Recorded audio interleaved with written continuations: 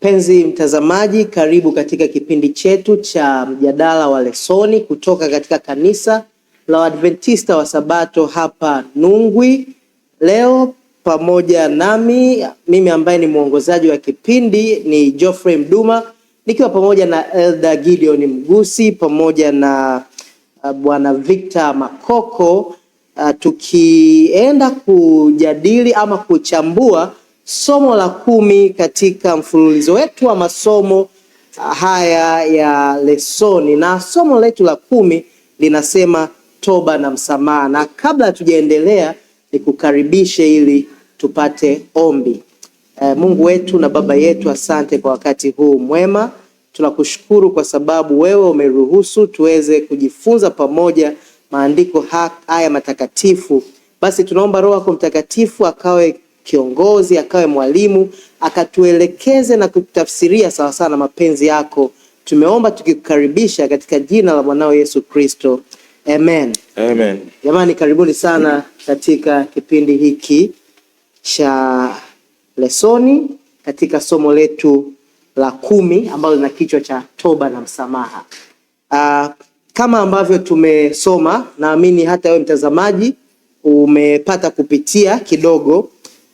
Fungu letu la kukariri linatoka katika kitabu cha Yohana wa kwanza 1:9. Linasema, tukiziungama dhambi zetu, yeye ni mwaminifu na wa haki hata atuondolee dhambi zetu na kutusafisha na udhalimu wote. Sasa mtunzi ametupatia utangulizi ambao nadhani umetoka katika Biblia kwenye kitabu cha Kutoka, ile sura ya 32. Kuna habari pale ambayo inawahusu wana wa Israel walipokuwa njiani kuelekea kule Kanani, na wakati huo ambaye alikuwa ni kiongozi wa msafara, mtumishi wa Mungu Musa, alipokuwa ameenda mlimani kwenda kupokea maelekezo kutoka kwa Mungu, na baada ya wao kuona amekawia kurejea, wakadhani labda Musa amepatwa na mambo mabaya. Sasa wakamuhimiza sana Haruni kwamba sasa huyu Musa harudi, si unaonaje hapa tukifanya Mungu mwingine ili tumwabudu. Kwa hiyo wakashauriana hivyo na Haruni akawasikiliza.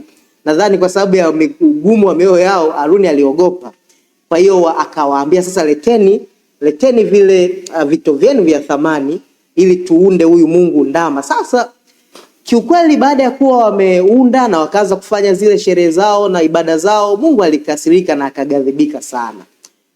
Sasa Musa anarudi na Mungu amekasirika, na Mungu alipatwa hasira, hata akaona haja aliona sasa hawa kama inawezekana ni watokomeze kabisa. Inaonekana Musa anasimama kama mpatanishi. Anambia Mungu, hapana, watu mwatoa huko ili uje waue hapa. Mungu, hautakuwa umefanya vizuri. Sasa jambo kubwa na la kujifunza ni kwamba baada ya tukio hili lote ambalo lilimghadhibisha Mungu, Mungu aliridhia kuwasamehe. Mungu aliridhia kuwasamehe. Labda niwakaribishe, nianze na Mzee Mgusi. Katika huu utangulizi wewe umejifunza nini au una nini cha kutuambia? Naam, asante mwenyekiti ndugu Mduma. Somo letu hili la juma hili ni mwendelezo wa somo lililopita ambalo tulijifunza kuhusu athari au chanzo au madhira ya dhambi. Sasa katika juma hili tutapata nafasi ya kujifunza au kutambua suluhisho la hilo tatizo la dhambi. Tutaona mpango ambao Mungu amekusudia kabisa kupitia toba na msamaha kama suluhisho la tatizo la dhambi tulizoona katika juma lililopita. Asante. Nashukuru sana. Victor, una nini hapo ambacho unaweza ukashiriki pamoja nasi kwenye utangulizi? Hakuna, isipokuwa tu ni kama tunajifunza katika utangulizi ya kwamba hatuishii tu kutambua na kusikitika juu ya madhara ya dhambi. Bado Mungu anaendelea kutoa suluhisho ya namna gani ya kuikabili shida hii ya dhambi. Kwa hiyo katika wiki hii tutajifunza mara baada ya kuona madhara hasa ya dhambi, sasa tufanye nini ili tuweze kuishinda dhambi. Asante sana. Sasa vipi kuhusu tunavyokuwa kwenye harakati zetu za maisha? Ukweli kuna mambo ambayo yanatulazimisha mara nyingine kukosea, ili japokuwa tunajua kwamba ni makosa. Tunajua kabisa, tunauelewa kwamba tukifanya jambo hili halimpendezi Mungu, lakini tumekuwa tunaendelea kukosea. Harakati zetu za maisha, unadhani zinaweza zikachangia kwa kiasi gani katika kutusogeza mara nyingine mbali kidogo na Mungu? Na Mungu huwa anaitika vipi hata kama tunashindwa kufikia shabaha yake? Karibu Victor. Asante sana.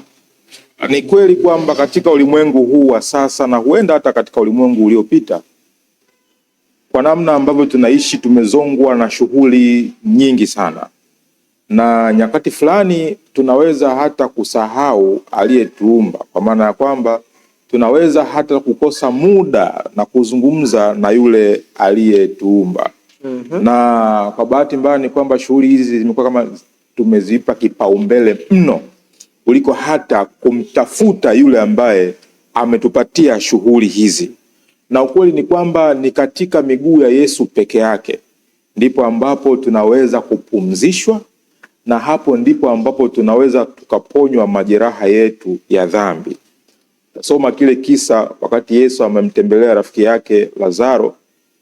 Martha alikuwa anajihusisha na shughuli nyingi sana pale ndani, na ukweli ni kwamba ni kana kwamba angeweza kuonekana ni wa muhimu kwa sababu ndiye aliyekuwa anamkarimu mgeni. Lakini Mariamu yeye, tofauti na Martha, aliketi miguuni pa Yesu. Aliweka shughuli nyingine kando na akagundua kwamba hii ni fursa ya pekee na wakati fulani adimu ya kukaa miguuni pa Yesu na kusikiliza kutoka kwake. Huenda hata hivyo alifahamu kwamba ni muda kitambo Yesu atakufa. Kwa hiyo akatumia ule muda vizuri, hakujichanganya na shughuli nyingine. Na hapo kwa kweli ni lazima tu Mariamu alipoamka pale hakuwa vile vile kama alivyokuwa hapo awali. Kwa hiyo kama ulivyosema mwenyekiti, ni kwamba shughuli hizi pamoja na kwamba zinatupatia kipato, tunaendesha familia na zinasaidia kuishi, lakini ukweli ni kwamba tunapaswa wakati fulani kuchagua kilicho chema zaidi. Hapo ndipo chanzo cha uhai wetu na ustawi wetu kama wanadamu, ili kwa kweli hata baadaye tuweze kuwekeza kwa ajili ya ufalme wa milele na milele. Kwa sababu hata hivi vitu vyote hivi vitapita. Ndio. Kabisa. Nashukuru sana. Nashukuru Elder Mgusi. Unajua tunapokuwa tunakosea, na mara nyingi tunakosea kwa sababu unajua tuna asili ya dhambi. Baada ya kuwa Adam na Hawa wameanguka, tunaishi katika asili ya dhambi, na hiyo inatufanya tumuhitaji Yesu zaidi, kwa sababu yeye alishinda dhambi. Na tunapomtumainia anaweza kutusaidia na sisi kushinda dhambi. Kwa msaada wake tunaweza kushinda dhambi. Vipi tunapokuwa tunakosea mara kadhaa, nini ambacho huwa kinaweza kutukumbusha kwamba tunakosea? Msukumo gani huwa tunaupata? Huu msukumo mara nyingine unaweza kuwa unatokea ndani. Ni msukumo tu asilia, ama ni msukumo ambao tayari ulishawekwa wakati fulani kwamba labda tunapaswa kukumbushwa, bwana, leo mzee Mgusi haukutunza sabato vizuri, leo kuna mahali ulisema uongo. Vipi kuhusu huo msukumo, unapatikana vipi?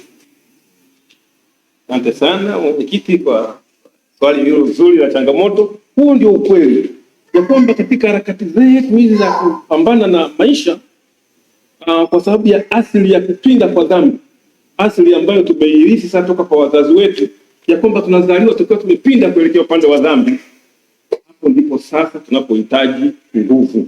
Nguvu hii sio kitu kingine, ni Mungu mwenyewe kwa namna ya Roho Mtakatifu.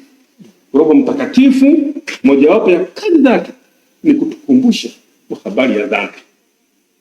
Hiyo ndio kazi kubwa ya Roho Mtakatifu. Kwa hiyo tunapoteleza, tunapogundua kwa hapa hatukwenda sawa, hapa tumekosea lengo, tulilenga kufika pale hatukufika, Roho Mtakatifu anatusemesha kwa sauti ya upole ya kwamba hapa hatukufikia kiwango ambacho mbingu ilikusudia tufikie. Na kwa sababu ya mwitikio huo na kwa sababu ya mfuto huo, mwitikio wangu, mwitikio wako unapaswa uwe kumsikiliza Roho Mtakatifu na kwenda msalabani kwa ajili ya msamaha. Yes. Na vipi? Yupo mtu anaweza akasema Victor kwamba mimi bwana, mbona simsikii Roho Mtakatifu akinikumbusha kwamba nimekosea. Inawezekana yupo mtu namna hiyo? Ni kweli kwa maana ya kwamba zipo nyakati ambapo mtu ambaye ameshindwa kumsikiliza Roho Mtakatifu awali, Roho Mtakatifu anapozungumza lakini bado mtu huyu akawa na tabia ya kukaidi, ukweli ni kwamba anaweza akaenda mbali sana, na hata ile sauti ambayo ilikuwa inamuonya kwamba bwana, hiki acha, hiki fanya hivi, ule muongozo hataweza kuusikiliza tena. Sio kwamba Roho Mtakatifu ameacha kazi yake, hapana, la, isipokuwa yeye ndio amekwenda mbali kiasi cha kutokusikia kile ambacho awali Roho Mtakatifu alikuwa anakizungumza. Kwa Mzee Mgusi, ni kusema labda maana Yesu alisema, unajua dhambi zote zitasamehewa, lakini ile ya kumkufuru Roho Mtakatifu hiyo haisameheki. Labda ndo tunaweza kusema hivyo kwamba pale ambapo unaacha kusikia kwa sababu umeenda mbali zaidi, unakuwa umefikia kwenye hiyo hatua sasa ya kuwa unamkufuru Roho Mtakatifu. Kwa kweli hii ndio hatari ambayo ni dhahiri kabisa.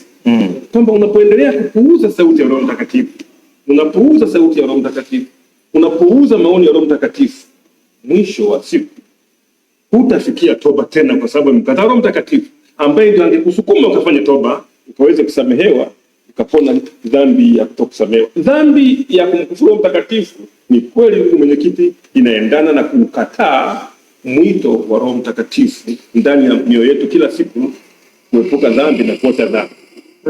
Shukrani sana. Sasa tumeona kwamba kwanza Mungu yeye mwenyewe yuko tayari kutusamehe pale ambapo tunatambua, tumekumbushwa kwamba tumekosea, kwa sababu yeye ni mwingi wa rehema, ni mwingi wa fadhili. Sasa kujua tu kwamba Mungu ni mwingi wa rehema, mwingi wa fadhili, na kwamba Roho Mtakatifu ametukumbusha, je, inatosha? Hatupaswi kufanya kitu kingine? Hatuhitajiki kuchukua hatua inayofuata? Na kama tunahitajika, hiyo ni hatua gani? Victor, unaweza ukatupitisha hapa? Ni kweli, kama ulivyosema kwamba Roho Mtakatifu anatusaidia tuweze kuona athari ya dhambi na wakati fulani tuweze kuhuzunikia ile dhambi, lakini haifai chochote kama tu utabaki kuhuzunika, maana yake ni kana kwamba umeanguka alafu ukae hapo hapo. Ipo nguvu ambayo unapaswa uwe nayo ili kwamba uende kwenye toba. Msingi wa hoja hapa ni kwamba kubwa zaidi ni kuifikiria toba pale Calvary. Kwa hivyo zipo hatua baada ya kuumia, na kama tulivyosema, maumivu haya kuhusiana na dhambi yanaletwa na ule msukumo wa Roho Mtakatifu.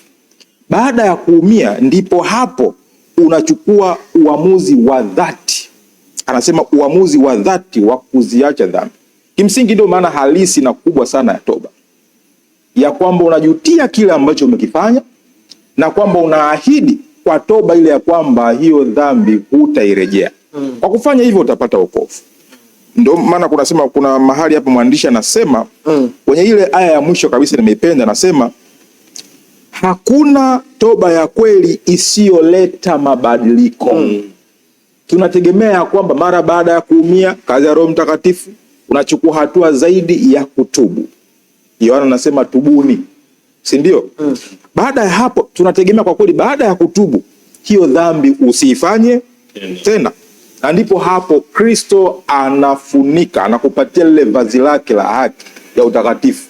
Mwandishi anasema, na ni ukweli wa halisi, ya kwamba hafuniki vazi lile katika dhambi ambazo hazijaungamwa. Hapana, yapaswa kutubu, si ndio? Na baada ya hapo sasa Kristo anajifunua kwako na anakupatia haki yake, vazi na tabia yake kwa ajili ya utukufu wa jina lake. Nashukuru sana. Kwa hiyo Elder Mgusi, sasa vipi kuhusu dhambi ambazo hazijaungamwa? Kwa kweli dhambi ambazo hazijaungamwa kitakuwa ni chanzo cha wewe na mimi kupotea. Ni lazima dhambi ungamwe, tena toba ya kweli ambayo tumejifunza katika juma hili kwamba toba ya kweli inahusisha mambo mawili. La kwanza, maumivu ya kweli na huzuni kwa ajili ya dhambi zetu. Alafu namba mbili, uamuzi wa dhati wa kuacha dhambi. Nilikuwa nikienda hivi, nigeuke hivi. Kwa hiyo dhambi isiyotubiwa ndiyo chanzo cha mtu kupotea na kukosa uzima wa milele. Shukrani sana. Nashukuru kwa nyongeza hizo nzuri kabisa. Sasa tumewahi kusikia habari za neema, tunaokolewa kwa neema, na nadhani hata Paulo ameandika sana juu ya neema. Na wako baadhi ya walimu nimekuwa nawasikia wanasema kwa kweli, kama sio neema ya Kristo hakuna mtu anaweza kuokolewa. Ipi nafasi ya neema katika kumsaidia mwanadamu ambaye ameshaathiriwa na dhambi? Ipi nafasi ya neema? Je, neema ni kufanya tu dhambi kwa sababu tunaokolewa kwa neema, hata hivyo sihitaji kufanya chochote, neema ya Yesu inatosha? Au ipi hasa ni maana halisi ya neema? Labda Brother Victor unaweza ukatupitisha hapo pia. Neema ambayo tumepewa kimsingi ni karama au ni zawadi ambayo Mungu ametupatia, lakini zawadi hii nayo pia ina muda wake, na ya kwamba kama muda wa neema ambayo umepewa utakwisha, basi utapewa adhabu. Sasa kama ambavyo mzee Mguse ametoka kutupitisha ya kwamba baada ya kutubu nini kinafanya unakuwa na haki tena? Kwa sababu ukweli ni kwamba wewe hustahili kabisa. Hata hivyo matendo ambayo unaweza ukayatenda hayawezi hata siku moja kufuta hatia yako, hata siku moja. Wakati fulani Adamu na Hawa walipokosa, wakaamua kujifanyia mavazi. Biblia inasema wakaamua kujifanyia mavazi, ni kana kwamba walikuwa wanataka kujiokoa kutoka kwenye tatizo ambalo waliliona ghafla. Hata hivyo kumbe haikutosha, ni mpaka Mungu mwenyewe aliposhuka na kuwapatia mavazi mengine. Kwa hiyo manake ni kwamba kumbe hatuna uwezo wa kujiokoa sisi wenyewe. Tunaokolewa kwa kweli kwa neema yake tu peke yake, na wala si kwa ajili ya matendo yetu. Kwa hiyo neema katika swala zima la toba ni kwamba yenyewe sasa ndio inayokupatia ile haki ambayo kimsingi hukuwa nayo. Vazi au tabia ya Kristo unavikwa kwa sababu ya ile neema ambayo tayari ipo. Baada ya Kristo kujitoa na neema ikawekwa wazi kwa kila mtu, sasa kila mmoja anao fursa sawa ya kuokolewa kwa sababu ya neema. Kama kila mmoja ana fursa sawa ya kuongolewa kwa sababu ya neema, tunahitaji rehema za Mungu mara ngapi? Tunahitaji mara ngapi? Au neema ya Mungu kwetu ina ukomo? Hiyo ndo maana hilo swali.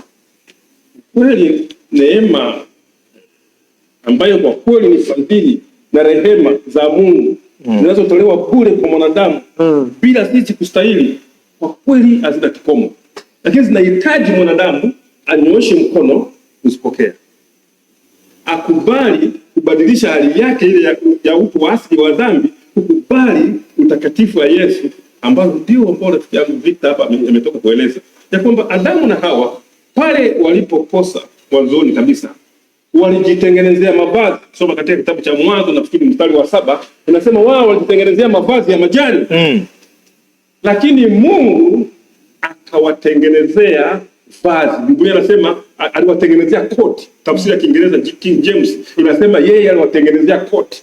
Wao walijitengenezea majani kama apron. Apron ni kinguo ambacho kinafunika tu hapa mbele, ila kifuniki uchi wako. Ni kweli. Lakini Mungu akawavalisha vazi zito ambalo litokana na ngozi. King James imeeleza vizuri kwamba lile vazi lilikuwa ni vazi la ngozi. Maana yake ni kwamba peke yetu, peke yako, peke yangu mtazamaji, peke yangu na peke yangu haiwezekani kupata wokovu au kushinda dhambi, lakini kwa kupitia neema ya Yesu sasa kulingana na dhambi ambazo tumekushazitubia, na mimi kuwa tayari kupokea hiyo neema kwamba Kristo, nimeshindwa, siwezi, dhambi imenizidi, nimetubu, nikakubali, nikaamua kugeuka. Sasa ndipo sasa nguvu ya Mungu kupitia neema ambayo neema ya Yesu Kristo imefunuliwa kwa ajili yetu. Kusoma katika Tito 2:11, neema hii imefunuliwa na kazi yake ni kutuweka mbali na dhambi. Neema imefunuliwa lakini kazi yake ni kutuweka mbali na dhambi. Na sisi uitikio wetu ni kukubali kila siku kwamba Yesu ututie nguvu tushinde dhambi, tupate maisha ya ushindi. Amen. Amen. Nashukuru sana, nashukuru kwa hizo nyongeza nzuri. Sasa mmeongelea mavazi. Mavazi. Na unajua katika ulimwengu huu tunaoishi, mara nyingi watu tunatumia mavazi kuonyesha umaridadi wetu. Tunadhani kwamba labda kuna huyu mtu akivaa mavazi haya anaonyesha status yake, ni mtu wa heshima, labda ni tajiri sana, mavazi yake ni ya gharama. Na mtu mwingine ambaye anavaa mavazi duni, labda mengine yametoboka, huonekana ni mtu duni, maskini, asiye na nafasi katika jamii. Unadhani katika mavazi haya ambayo tunayachambua na kuyaainisha kwenye ulimwengu huu, yanaweza yakafikia gharama ya thamani ambayo Mungu alimuundia Hawa na pamoja na Adam, lile vazi alilowavika wakati ule baada ya kuwa wamejikuta hapo uchi? Hili vazi lina gharama kubwa kiasi gani? Maana kama tunaongelea ilikuwa la ngozi. Ndio, ngozi. Kuna damu ilimwagika. Mungu asingepata ngozi kama hajachinja mnyama. Labda alimchinja mwana kondoo. Unadhani hili vazi, mnaweza mkatuambia sisi pamoja na watazamaji, hili vazi lilikuwa lina gharama kiasi gani na linawakilisha nini hasa? Mungu alikuwa anataka atupe ujumbe gani zaidi tu ya kuwavalisha Adam na Hawa lile vazi la ngozi ya mwana kondoo? Zemgusi. Kwa kweli vazi ni mfano, na ili vazi limetumika mara nyingi katika Biblia. Linawakilisha haki ya Yesu. Ni mfano kuwakilisha haki ya Yesu. Ni nini? Ni mfano wa kusamehewa dhambi. Linahusu wokovu na uhusiano sahihi kati ya mwanadamu sahihi na Mungu kupitia kwa Kristo Yesu. Kile kisa cha katika kusoma katika Mathayo sura ya 6 kile ambacho kinahusu vazi, yule jamaa aliyepewa vazi na alafu baadaye hakulivaa, na mwenye karamu akamtoa nje ya karamu. Kwa nini hujaja na mavazi? Kwa nini hujaja na mavazi? Ilikuwa hivi, katika mfumo wa Uyahudi ya kale, sherehe kama zile mwenye sherehe alitoa vazi. Na hata ndugu yetu ili vazi alitoa mwenye sherehe. Kwa hiyo kwa kutokuvaa ile vazi ilionyesha kwamba amemdharau mwenye sherehe. Vivyo hivyo na sisi, kwa kutokubali vazi la Yesu ambalo ndio haki ya Yesu, hiyo ndio tupatia wokovu. Kwa kuikataa hiyo, tunaonyesha dharau au mwenye neema. Na kwa kweli utambulisho huo ambao unatokana na vazi la haki ya Yesu, tunapolikosa, kweli hatutapata wokovu kama hatakuwa na hilo vazi la Yesu Kristo ambao ni haki yake mwenyewe. Kabisa. So tunahitaji vazi ambalo ni haki ya Kristo. Na sasa Adam na Hawa walikosea wapi kujifanyia mavazi? Kwa nini Mungu anakuja kurekebisha? Kwa nini Mungu, Victor, anakuja kurekebisha kwamba wameshatengeneza mavazi yao na wamejiona kweli wamejistiri, walijiona wako sawa kabisa. Lakini Mungu anakuja anarekebisha. Nini Mungu anatuambia hapa kupitia hili tukio? Asante. Adam na Hawa wamekosa. Na baada ya kukosa, ukweli ni kwamba hawakutafuta mzizi au chanzo cha kosa lao ili watafakari ni njia gani ya kulitatua lile kosa. Kwa maana nyingine ni kwamba walitaka kutumia nguvu zao binafsi ili waweze kujitoa au kujitakasa na lile kosa. Kwa maana rahisi ni kwamba walitaka kujisamehe wenyewe, kujiumba upya tena wenyewe. Wamesahau kwamba walipoumbwa na Mungu ni yeye aliyowavika lile vazi la utukufu. Wamesahau. Kwa kimsingi, baada ya kupungukiwa, badala ya kwenda kwa chanzo cha vazi lile la kwanza, wakaanza kujishughulikia wao wenyewe. Na ukweli ni kwamba baada ya lile anguko hawakuwa na maarifa ya kuweza kutengeneza au kujisafisha wenyewe. Kwa hiyo ilihitajika nguvu nyingine ya ziada ili sasa iweze kurejesha lile vazi la awali au kutatua changamoto ile ambayo wamekuwa wameanguka nayo. Kwa kimsingi walijaribu kufanya jitihada zao wao wenyewe. Na ndio maana Mungu anarekebisha, kwa sababu hakuna mwanadamu yoyote anayeweza kujiokoa. Ndio ujumbe hasa tunaopata hapa. Hakuna mwanadamu yoyote ambaye hata akianguka aweza kujiokoa kwa matendo yake yeye mwenyewe. Hayupo. Hata siku moja. Hata uende ukajitahidi ufanye hivi, ukweli ni kwamba wewe ni mwanadamu, kama Mzee Mgusa alivyotoka kusema ya kwamba umeshapinda kuelekea mwelekeo wa dhambi. Huwezi kujiokoa. Ni pale tu Mungu mwenyewe atakapochukua nafasi na kuanza kurekebisha, kuanzia pale ulipoanguka wewe, akakurekebisha na ukawa mpya tena. Kwa lile vazi analokupatia mpya ndio ile haki ya Kristo ambayo maandishi yanasema haina waa kabisa. Mzee Mgusa ametoka kusema kwamba walitengeneza tu kama kanguo tu kujiziba maeneo fulani. Kujisitiri tu kwa muda, kitu ambacho wala hata hawakuweza. Mungu aliposhuka anarekebisha kwamba wewe uweze. Tuangalie pia nature ya majani. Majani hunyauka. Jua likipiga sana yananyauka. Ndio. Ina maana yale mavazi yasingeweza kuastiri kwa muda mrefu. Ni kweli. Si ndio? Ngozi tunajua kwa kadri ambavyo inapigwa na jua, inavyoanikwa, inazidi kuwa imara. Bila shaka, sivyo? Ni kweli. Kwa hiyo sasa hii inatuambia nini? Inatuambia kwamba kuna nyakati na sisi tunapokuwa tumetenda dhambi huwa tunatafuta namna ya kusitiri dhambi zetu, au inataka kutuambia nini? Mzee Mgusi. Kabisa. Hiyo ndio hatari ambayo inatukabili sisi binadamu. Adamu na Hawa walipokuwa wameanguka katika dhambi, kila mmoja alikana. Adamu anasema ni huyu mwanamke, mwanamke anasema ni huyu nyoka. Pale pa kukubali kwamba ni mimi nimekengeuka, nimekwenda kinyume na maagizo yako, Mungu nisamehe, tunakwenda pembeni. Na ndio maana hapo tunakwambia ni Kristo peke yake, haki peke yake ya Kristo ambayo inaweza kutupatia wokovu.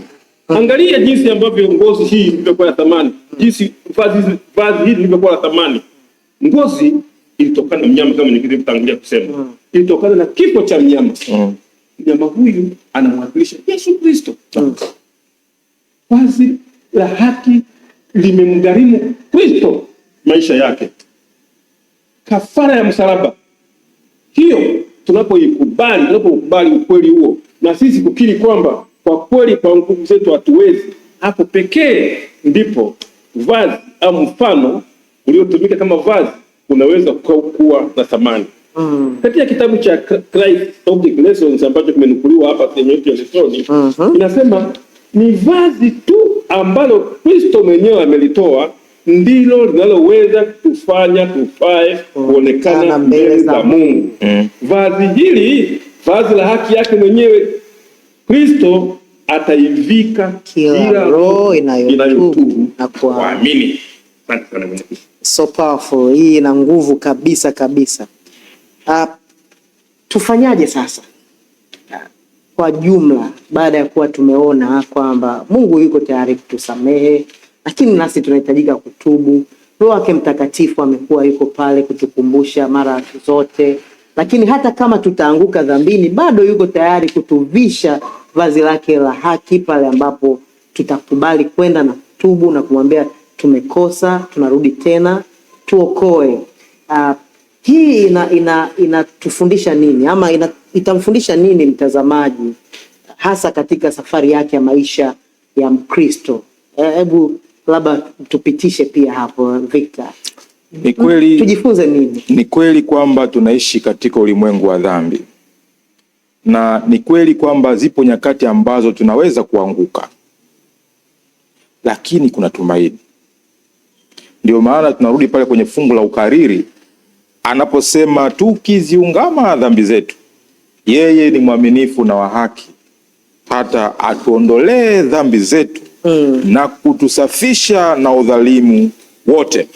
Kwa hiyo ukweli ni kwamba dhambi ipo na huenda tukaanguka, lakini tuchukue hatua zaidi mara baada ya kufanya nini? Ya kuanguka, na tuikimbilie toba, tukaache dhambi zetu ili tuweze kuokolewa. Hiyo ndio njia namna ambavyo mtu anaweza kupona kutoka kwenye dhambi.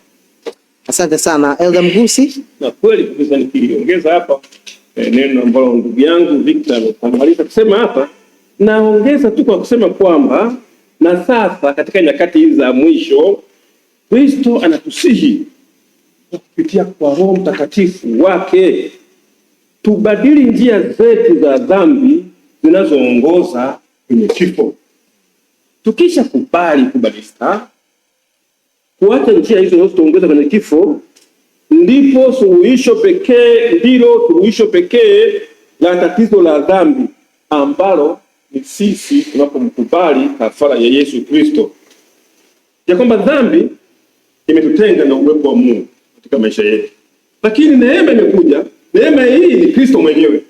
Tunapomkubali Kristo sasa, neema yake, tunapotubu sasa kwa dhati kabisa, tunakubali kwamba sasa Mungu tusaidie, tugeuke tuende kule ambapo tunastahili kwenda kwa nguvu ambayo neema Yesu anatupitia kwa njia ya neema.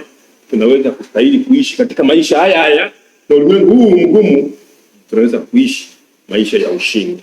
Maisha ya ushindi, ndugu zangu, yanawezekana tu pale tunapomkubali Kristo aweze kuwa kiongozi wa maisha yetu kupitia kwa Roho Mtakatifu. Maisha ya ushindi yanapatikana tu tunapomkubali Kristo kama kiongozi wa maisha yetu kupitia nguvu ya Roho Mtakatifu. Nadhani mtazamaji, hayo ni maneno yenye nguvu wewe kuondoka nayo leo. Hata kama hautokuwa umepata yote, angalau hilo litoshe kukujaza moyo wako na ukaamue kuanza kuishi maisha mapya ya kuishinda dhambi. Asante sana kwa kutufuatilia. Tumefikia mwisho wa somo letu la 10 katika mjadala wetu huu. Nikukaribishe juma linalofuata kwa mjadala mwingine wa somo la 11 ambalo linasema vikwazo. Utakuwa pamoja nasi kama ambavyo tumekuwa hivi leo. Mimi ambaye nilikuwa mwenyekiti wa mjadala huu ni Geoffrey Mduma, nikiwa pamoja na Elder Gideon Mgusi pamoja na Victor Makoko. Naomba kama una maoni, una swali, unaweza kutuandikia hapo kwenye comment, na tunakuahidi wakati unaofuata tutakupatia majibu ya maswali yako. Basi kwa kufunga hiki kipindi, nimkaribishe Victor kwa sababu ya ombi. Karibu. Basi tufumbe macho tuweze kuomba. Mungu wetu na Baba yetu unaishi mahali pa juu mbinguni, tunakushukuru tena kwa sababu ya wakati mzuri ambao umetupatia. Katika somo hili tumejifunza mambo kadha wa kadha, ya kwamba japo tunapitia katika misukosuko na changamoto za dhambi, wewe umetupatia tumaini. Ya kwamba kumbe tunapoangalia msalaba, basi neema yako ambayo imefunuliwa kwa kila mtu yaweza kutufunika, na unaweza kutupatia lile vazi la haki na tabia ya Kristo, ili unapotuangalia, tunapokuwa mbele zako, tukapate kuwa na haki kwa sababu ya Kristo aliyekufa msalabani. Kwa hiyo basi Mungu wa mbinguni, tuendelee kutukumbusha ya kwamba tunalo tumaini kwako, lakini tusaidie ya kwamba tusitende dhambi. Wakumbushe, tuendelee kutukumbusha ya kwamba sisi ni watoto wako na tunapaswa kila siku kuchuchumilia wokovu, kwa maana hata hivyo muda wetu umekuwa mfupi katika maisha haya. Kwa hivyo tukumbuke ya kwamba siku zetu zinahesabika na tuweze kutubu kabla ya mwisho wa maisha yetu. Basi tunaomba haya tukiamini ya kwamba utatusaidia katika jina la Yesu Kristo. Amina. Amen. Amen.